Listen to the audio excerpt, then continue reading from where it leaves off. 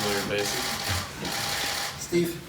Pete, just how different was this offseason for you than any offseason in the past?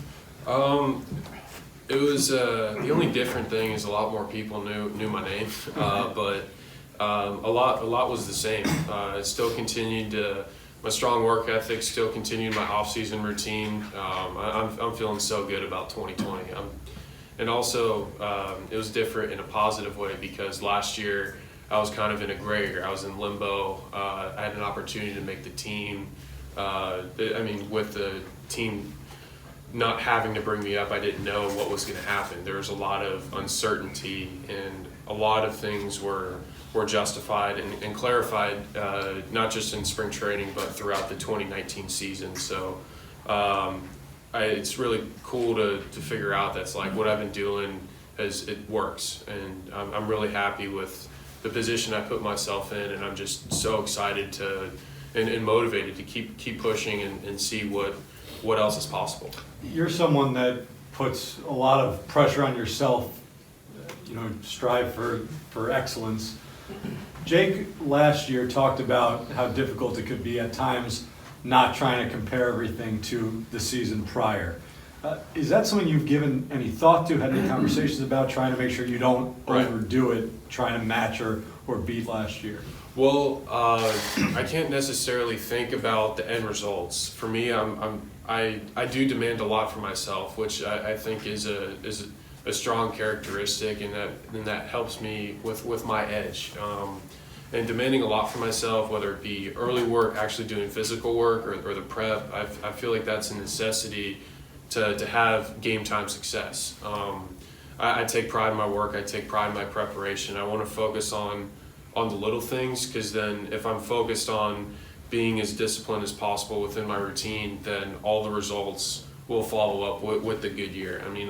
I want to keep pushing and get better. I don't want to feel complacent or comfortable. I want to be. I had a really good year last year, but I want to be better. I want to see how far I can push myself, because if you keep searching for new limits, like, you never know what could happen. Because I want to be the best version of myself every single day, and I want to keep continuing to push myself and push and get better. I want to get the most out of what God has given me. What is it like being in spring training for the first time as a player on the 40-man roster? It's pretty nice. It's pretty nice. It's refreshing, but also it's one goal. There's one goal, and that's to win a World Series. Like, I want to be celebrating on a parade float, drunk as hell, like celebrating with my boys. Like that's the goal. I want to be having good times with everybody, celebrating, holding up the trophy.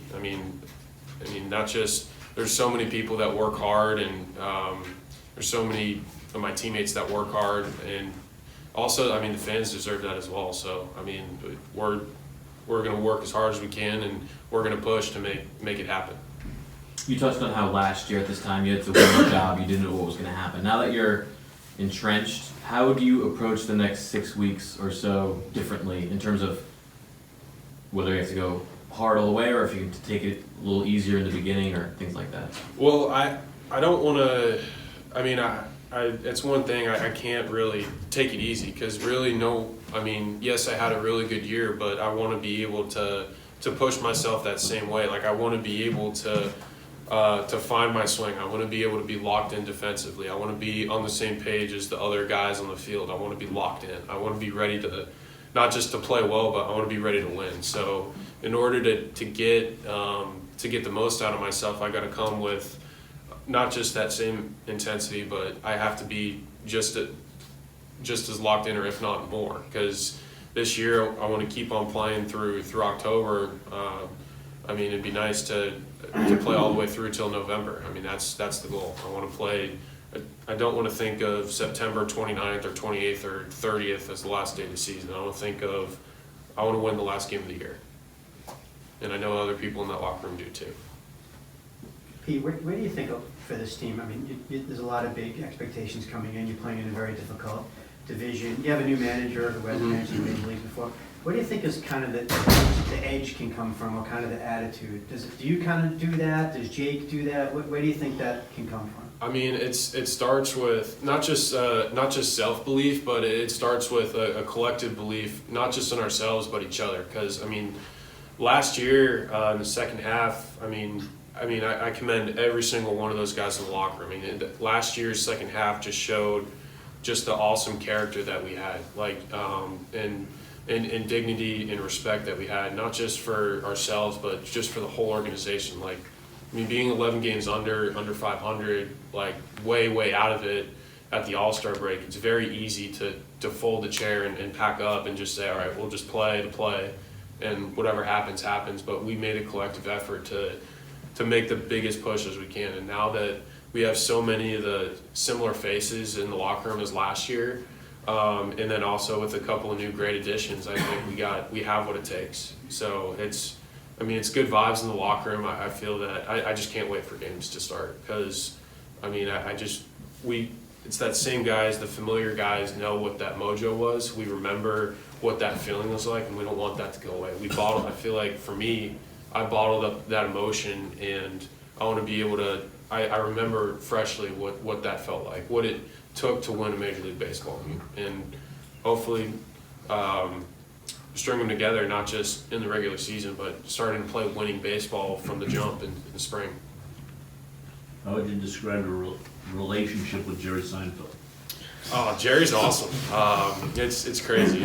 I would call it a fan of a fan, because like he's a diehard Mets fan, and he just has such an infatuation and appreciation for baseball. And me growing up watching him, it's like I have an infatuation and appreciation for what he does, because like I think it's really difficult just to be funny, because if you were just to go up to someone, or you were to go watch someone, it's like, all right, you got to be funny. It's like you don't know what they're going to laugh at. You don't know. Just creating content to make everyone feel good and feel happy and laugh. I feel like that's really, really tough to do, and I appreciate that. And I mean, he made me laugh, made my parents laugh growing up as a kid, and I feel like he's good for New York, and he's someone I kind of look up to. So I'd say it's a pretty good relationship. That was the first time you met him at the dinner, right? Or had you met him before? No, I met. So he showed up at a couple of the Mets games. I got to meet him when he was in the tunnel, and I signed a bat for him, and he was really appreciative of it. And we've kept in contact, and I mean he's awesome. He's a great guy. Pete, you were one of the many players that came out publicly supporting the decision to hire Luis Rojas. You've played for him, obviously, before. Why do you think he's the right guy for this job? I mean, I love playing for Louis, and so many other guys that were homegrown. They grew up having Louis through the system as well. So he's not only has a rapport with other players that came up, and he was on staff last year, and there's a lot of familiar faces on staff with a couple new additions, and he just works he's awesome. He's so even-keeled, and I can't stress enough how difficult it is to make the playoffs in the minor leagues, because you have guys going up, going down, like unfortunately being released in some cases, but there's such a big people don't understand how much of a revolving door of like the actual staff of players that you have, and to build momentum throughout a season with different faces and people moving up and down, and like team dynamics change, and to keep that same winning culture consistent throughout is really difficult to do. And him doing that not just consistently in the minor leagues, but doing that in the Dominican winter leagues as well, because that's even more of a revolving door of guys. So if you can do that with a revolving door of people coming in, a lot of uncertainty, a lot of things, a lot of variables at play. I mean, if you can stay steadfast, even kill in that environment, having a core group of guys, or having pretty much the same group of guys all year, I think that's just going to equal more success. Because if you can do it with revolving staff, like having like continuity with your players, I think it's a winning combo for sure. Pete, individually having hit 53 home runs, knowing what it takes to hit 53 home runs, is it possible in your mind to do more than that, to hit more than that? Absolutely, anything's possible. But for me to do that, I have to stay within myself. I have to concentrate on the details. Like for me, like I believe I can, but it's just a matter of doing it. I mean, if I stay locked in, stay disciplined in the zone, don't chase, don't give in to the pitcher's plan, execute my plan, stay stingy on chasing pitches. I think I can, but for me, I don't think. Like the home runs are great and everything, but that's just a result of barreling. I mean, I want to be better, not just hitting home runs, but every offensive category. I want to run the bases well. I want to, if I steal 5-10 bags this year, I want to score more runs, walk more, hit for I want to do everything better if I can. I want to push myself to do that. I want to get the absolute most out of what I have. Pete, you're one of the players in the clubhouse that kind of tells it like it is. You're one of the more outspoken people on the team. How important is it for you just to continue being yourself?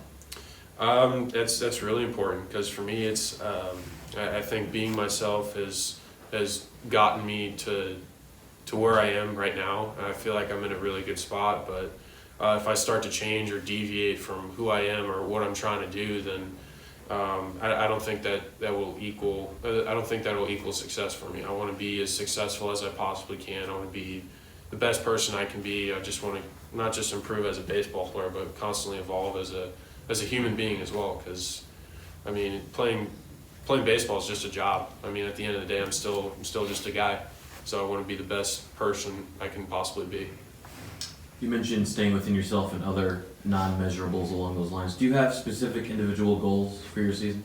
I mean, winning a Gold Glove would probably mean the most to me because like I outside of winning a World Series, like because that's for me that's the ultimate. Because I think everyone wants to be a champion, but for me, winning a Gold Glove would be really special. But as I work extremely hard. Not in all assets of my game, but just because so many people told me I couldn't, I was a bad defender, so many people counted me out on it, but just to win that and throw it in their face would be awesome.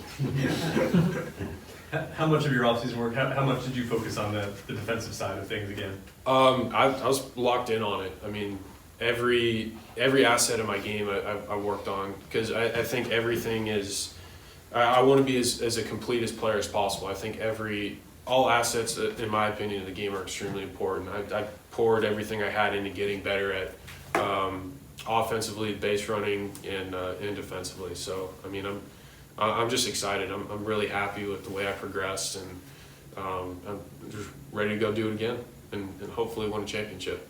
Pete, was there anything you learned from your first Major League season that for this offseason you were like, okay, I need to do more of this offseason and less of this? Or anything you needed to do to change in your preparation to get ready? Things you may have learned? Or?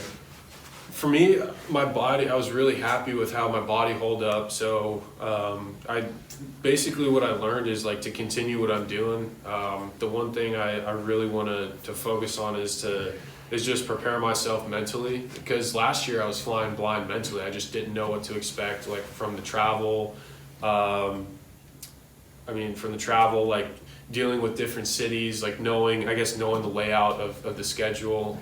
But I feel like at the end of last year, I really kind of got a hang of things because for me, everything was brand new and not necessarily knowing truly what to expect. I mean, I had a good idea. I relied on a lot of the veteran guys for advice and things, but I feel like this year I have a better idea of what I do and I know what to expect with certain cities, certain guys, like with game plans and stuff like that, scouting reports. I guess like more of like the scheduling and like mental stuff. That's the part that was a big surprise for me, and I thought I did okay at it, and it's really nice that now I know what's kind of the layout of everything.